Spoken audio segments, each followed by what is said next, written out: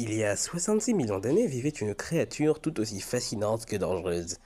Elle aurait pu aisément bousiller toute forme de vie qui s'opposerait à elle à la seconde même où il la verrait, si elle existait encore aujourd'hui.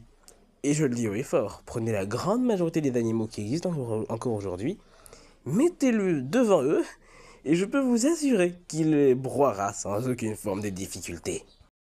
L'espèce dont on va parler aujourd'hui n'était autre qu'un super prédateur, et probablement l'espèce la plus apte à porter ce nom, celui que l'on surnomme le roi des dinosaures, le Tyrannosaurus Rex.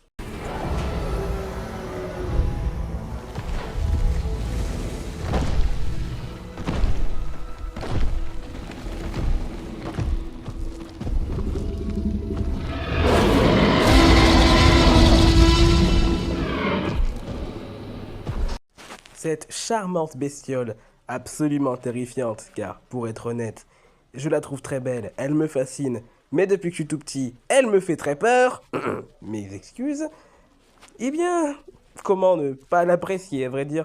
C'est le dinosaure le plus connu de l'histoire de l'humanité, à mon humble avis.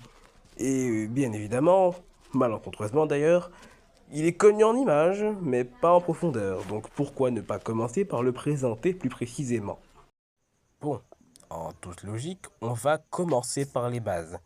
Le truc qui va nous permettre de mieux se visualiser la bestiole. Des faits en bref, quoi. Tyrannosaurus rex, communément appelé tyrannosaure, est un de dinosaures théropodes appartenant à la famille des tyrannosauridés, ayant vécu au Maastrichtien, dernier étage du Crétacé, il y a environ 69 à 66 millions d'années, avec des spécimens isolés pouvant indiquer une origine antérieure au Campanien moyen, en Amérique du Nord. Tyrannosaurus rex, couramment abrégé en T-Rex, dont l'étymologie du nom signifie roi des lézards tyrans, trop classe, est l'une des plus célèbres espèces de dinosaures. Tyrannosaurus fut l'un des derniers dinosaures non aviens à avoir vécu jusqu'à l'extinction survenue à la limite du Crétacé-Paléogène il y a environ 66 millions d'années. Grosso modo, il n'y a qu'un titanesque caillou venu de l'espace qui a pu le faire disparaître. Maintenant qu'on a le portrait de la bestiole, je pense qu'il y a quelque chose qu'il faut que je mette au clair. Il y a beaucoup de documentation sur ce dinosaure. Il est tellement célèbre et reconnu que pas mal d'études ont été menées sur lui, ce qui fait une très très longue feuille scientifique. Bien évidemment, je ne peux pas tout lire ici. Ça prendrait beaucoup de temps, même si j'adorerais le faire. Enfin non, j'adorerais lire ça dans mon coin, mais pas forcément exposer ici, ça sera trop long à monter. En conséquence, je vais simplement balancer ce qu'on appelle dans le jargon une poubelle d'informations, avec plein de trucs intéressants à savoir sur le dino, mais que bien évidemment vous pourrez approfondir selon votre bon vouloir.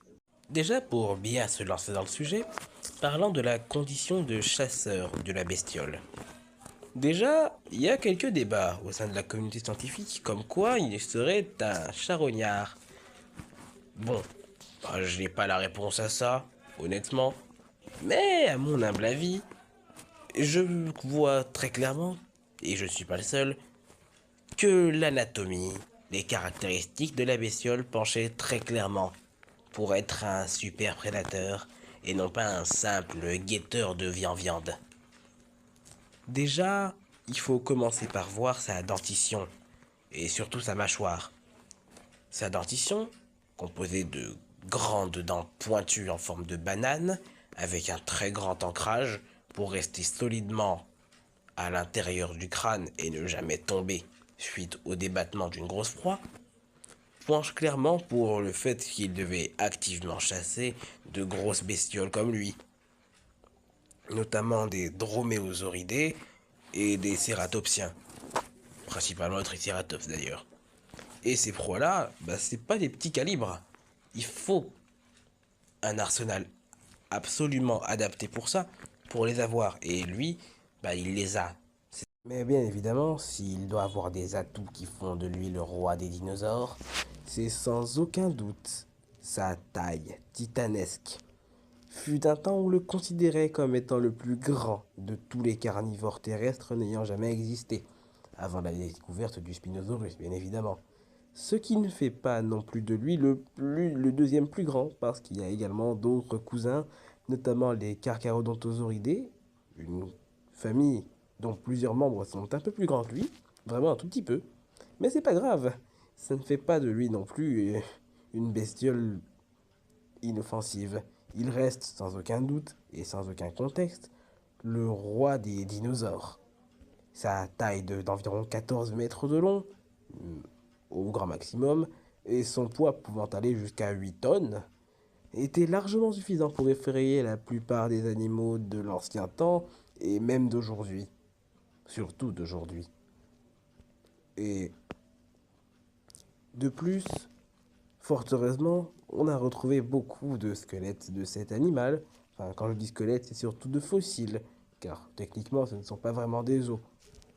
Ce qui nous a permis d'en savoir beaucoup plus sur lui, ce qui est absolument magnifique.